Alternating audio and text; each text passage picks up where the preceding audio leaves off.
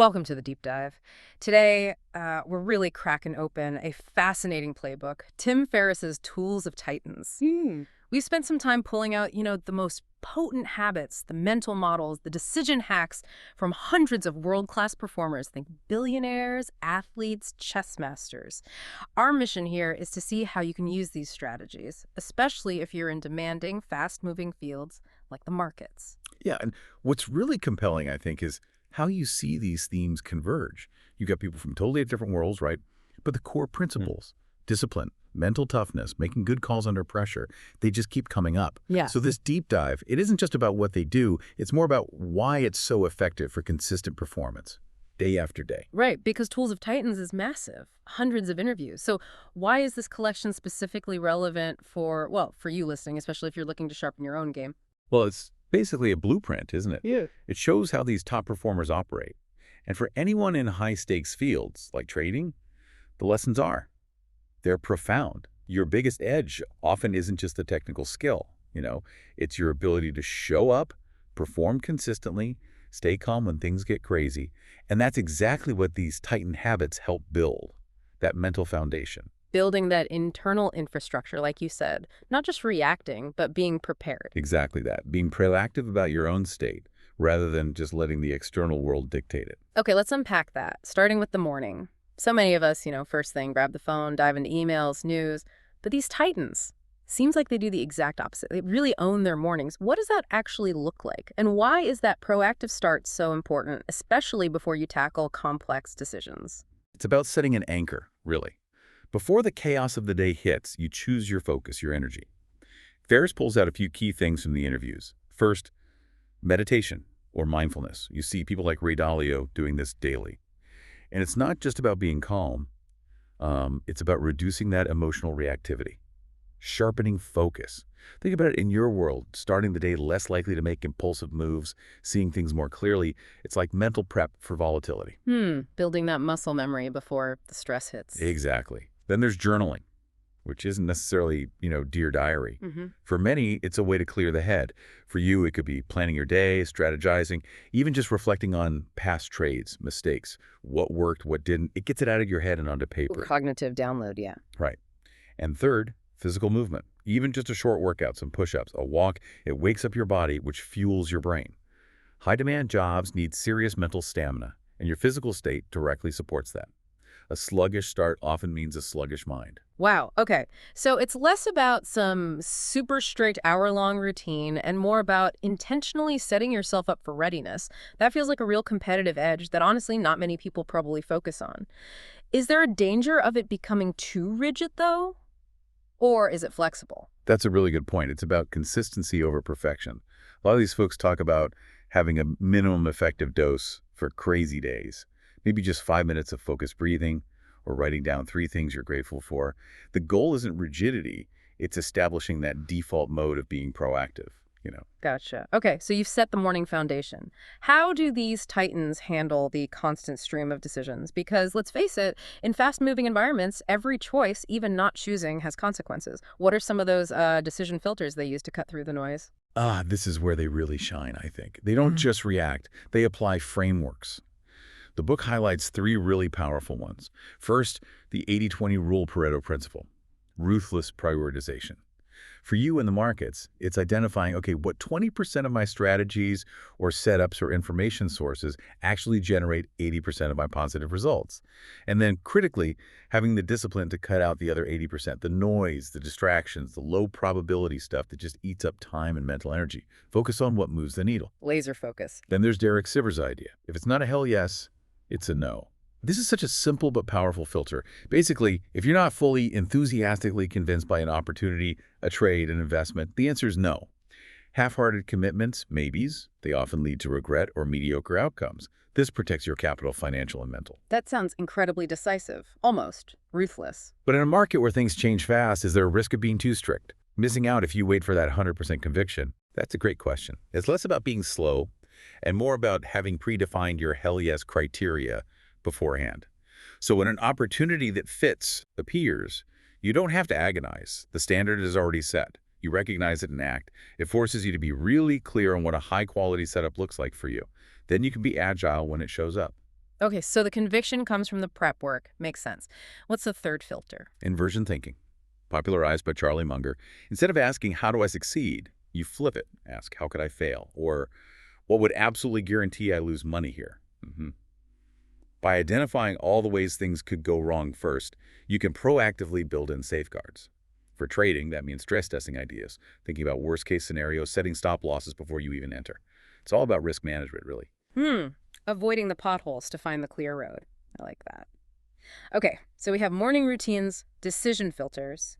But what about when things just go wrong? Losses happen, drawdowns happen. We hear about titans doing things like ice baths, fasting. Sounds extreme. How does that kind of thing translate into mental resilience when, say, your performance takes a nosedive? Yeah, those physical challenges, they're essentially controlled stress tests. You're teaching your nervous system not to hit the panic button immediately. It's about building mental fortitude.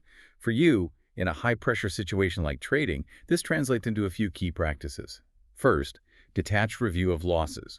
This is crucial. Instead of beating yourself up, you treat a loss as data, like a scientist. What was the plan? What happened? Why? What's the lesson? You depersonalize it. Extract the insight without the emotional baggage.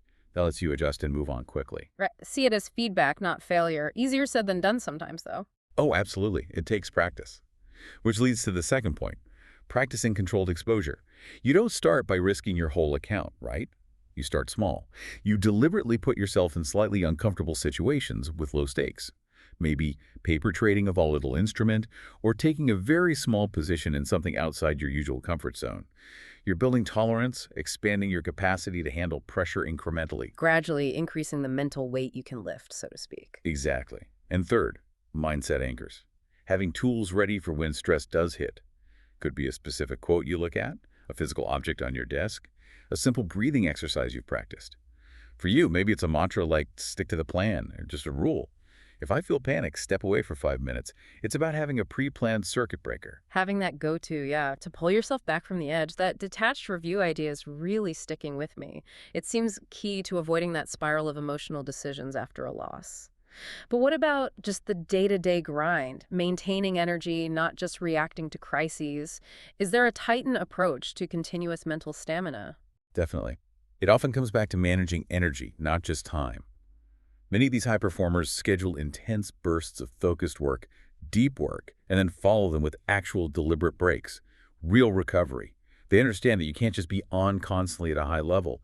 It's about sprints and rests, not a marathon at a low-grade stress level. Interesting. So intensity, then recovery. Makes sense. Hmm. We've talked a lot about internal stuff, habits, mindset. But one thing Ferriss highlights is how intentional these people are about their external environment, specifically the people they surround themselves with. How does that apply to us, building our own kind of support system or learning network? This is huge and often overlooked. Your environment acts like a current. It can pull you forward or drag you down. Ferriss really emphasizes this. A few ways it applies.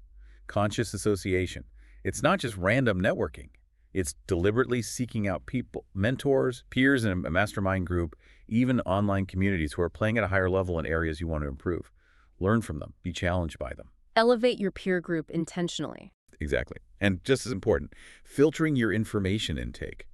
This means being ruthless about cutting out the noise. Toxic social media feeds, forums filled with negativity or bad advice, news that just creates anxiety without actionable insight. Protect your mental bandwidth. It's a finite resource. It's that old saying, right? You're the average of the 5 people you spend the most time with. But the book seems to suggest those 5 people can also be authors, podcasts, the content you consume. Precisely. Your intellectual environment counts just as much, maybe more sometimes. If you're consistently engaging with high-quality thinking, challenging ideas, learning from the best through books or deep dives like this one, that shapes your own thinking. It's like positive peer pressure for your brain. Okay, this is all incredibly insightful, but let's bring it together. How does this actually look on a daily basis? The book gives some templates, right?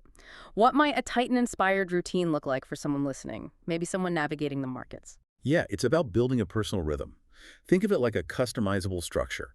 Morning foundation, pre-market pre-work.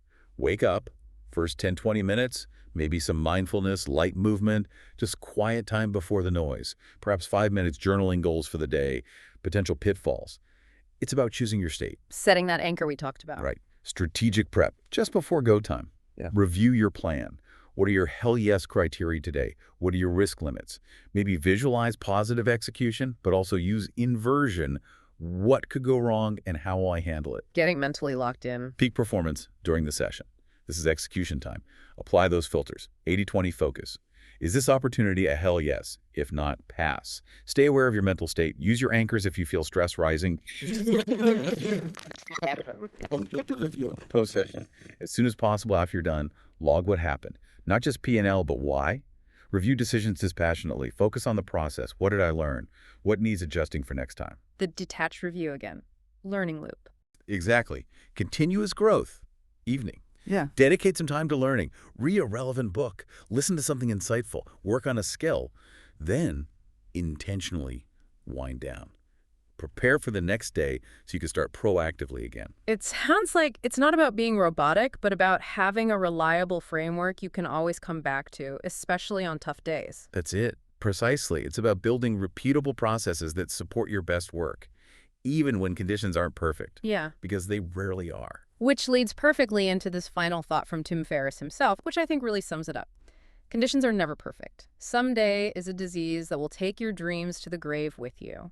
If it's important to you and you want to do it eventually, just do it and correct course along the way. And connecting that back, it means you can't wait for the perfect market or the perfect moment to start building these habits. Yeah. The power is in starting now, even imperfectly, and using these tools, the routines, the filters, the resilience practices to adapt and improve as you go. So the message is clear.